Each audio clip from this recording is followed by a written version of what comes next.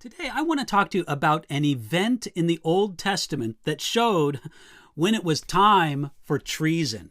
And I'm going to read to you from 2 Kings chapter 11, verses 13 and 14. Listen carefully. Now, when Athaliah heard that the noise of the escorts and of the people, she came to the people in the temple of the Lord.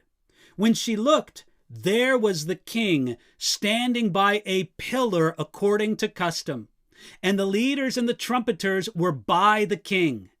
All the people of the land were rejoicing and blowing trumpets. So Athaliah tore her clothes and cried out, "Treason! Treason!" You know, fairy tales are filled with wicked queens. But did you know that there's also a wicked queen in the Bible? There was only one queen to ever reign over any of the tribes of Israel, and she was one of the worst rulers that they ever had. For 6 years, Queen Athaliah ruled in Jerusalem over the kingdom of Judah.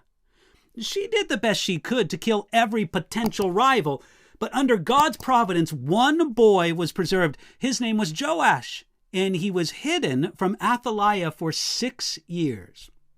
On the day that Joash, the rightful king, was revealed, it was a complete surprise to Athaliah.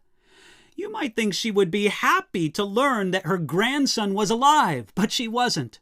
She was terrified. 2 Kings says, when she looked, there was the king. For the usurper queen mother, this was a horrifying sight. For 6 years, she ruled because she believed, and everyone else believed, that there were no legitimate heirs to the throne of David. Now she saw that one son of Ahaziah, Joash, her own grandson, had somehow escaped her murderous plans. Now we see in these verses that all the people of the land were rejoicing. They were obviously weary of the wicked reign of Athaliah. They started blowing trumpets in celebration. And what did Athaliah say? She cried out, this is in verse 14, "Treason! Treason!" Now, Queen Athaliah had reason to say this. This was treason against her government. But let me tell you, it was a well-founded and godly treason against a tyrannical, wicked ruler. If wicked Athaliah was the queen, then it was time for treason. As Christians, we often think about the importance of our submission and surrender to Jesus Christ. Now, that's a good thing. But I wonder if we think enough about how we should rebel against Satan and his kingdom. The Bible tells us that we should have some kind of respect for the devil, actually, and we should recognize that it is ultimately the Lord who has authority over him, and not us apart from God. You'll find that in Jude, verses 8 and 9.